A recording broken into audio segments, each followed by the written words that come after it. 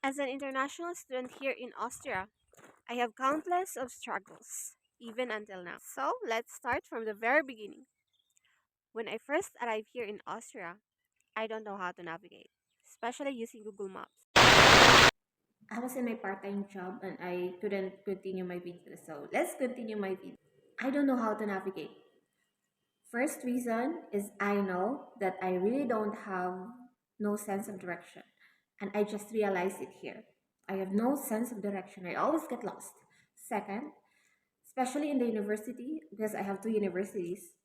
These two universities, their buildings are scattered everywhere. Like, for example, my one university, it's like in every street, they have buildings, universities. So it's really scattered. And whenever I go to my lectures, I always get lost, especially if it's my first time going there. Of course, the second time, I will remember it and I won't get lost anymore. But the first time when I go to my lectures, I really and always get lost. It's not only me who always get lost. Every new students, we always get lost because their buildings, university buildings, are really so scattered everywhere in the city. Another struggle that I encountered here is I don't know how to use their public transportation. When I arrived here in Austria, I didn't mind thinking about using on how to use their public transportation. I thought it never came into my mind.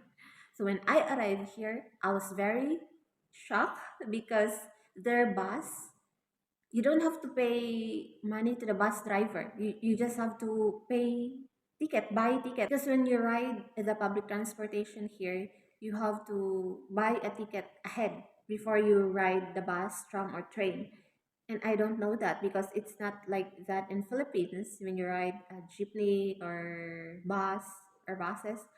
I mean, in the train, yes, in the train in Manila, you have to buy the ticket before riding the train because they have a counter for selling tickets. Here, they don't have a counter. Their ticket machine are everywhere, and you have to find it. But just recently, I noticed that their public transportation like bus, trains, I'm not sure about trams. Yeah, I think even trams. They have ticket machine already inside. So it's fine if you won't buy the ticket ahead of time. But sometimes their ticket machine inside is not working. So what if the inspector will randomly check and they will check you and you don't have the ticket, so you have to pay the fine. The fine for public transportation is 60 euros. So anyway, I don't know about those things when I first arrived here, so it blew my mind. This is one of the special struggle that I encountered here during my first few weeks. When I arrived, I was also having a hard time finding my dormitory.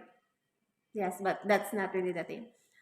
My main struggle here was I don't know how to enroll myself in the university because when I was still in the Philippines, yes, of course I was accepted by the university and I had this admission letter already. But when I arrived here, I knew that I have to enroll myself physically and bring this admission letter to the international coordinator or their academic affair.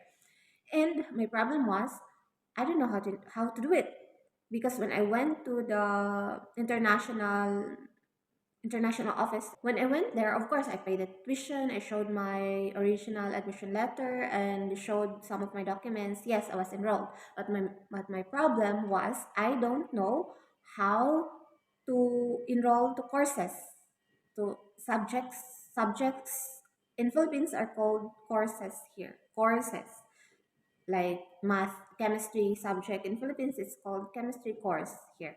So I don't know how to enroll to my courses because each student we have our own portal, and it's my first time to experience that because when I was still studying in the Philippines, we didn't ever had our own student account. Here we have our own student account and you have to enroll the courses on your own in the portal. And I don't know how to use this.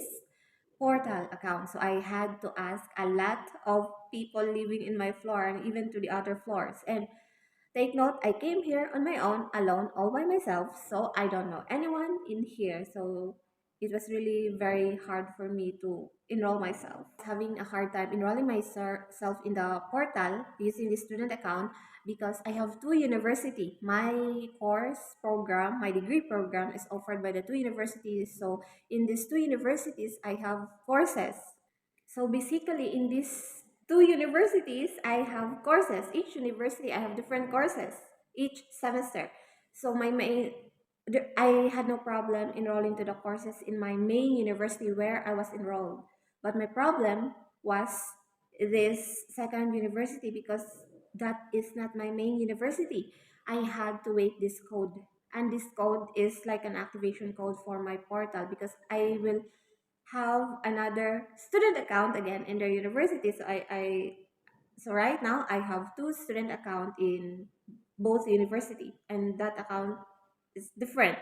So during my enrollment, I was having a hard time enrolling to the second university because I had to wait this code, and it will take 1 week for that code to be activated. So I had to wait the code, and that means that I cannot enroll to my courses. And at that time, I was already 1 week behind from the start of the class. They are already starting, and I'm not yet enrolled with my second university. And most of my courses during my first semester here was offered by the second university. And in the second university, I don't have the code yet, so I cannot enroll. And later did I know when I went to this organization who will help students. I think they're also students. So when I went there and asked, they told me that you can just go to classes even if you're not enrolled because professor will not care. And I was very shocked because it's not like that where I came from because in here professors, I mean it, there each courses actually it has different classifications. So most of the courses that I had during my first semester here was it's VO means verlesong. It means like attendance is not required in the lecture, so you it's professors will not care about attendance. You just have to pass the exam, so they will not care if you go to attend their lectures or not. So that was the case, and I didn't know that. So 1 week had passed for the lectures.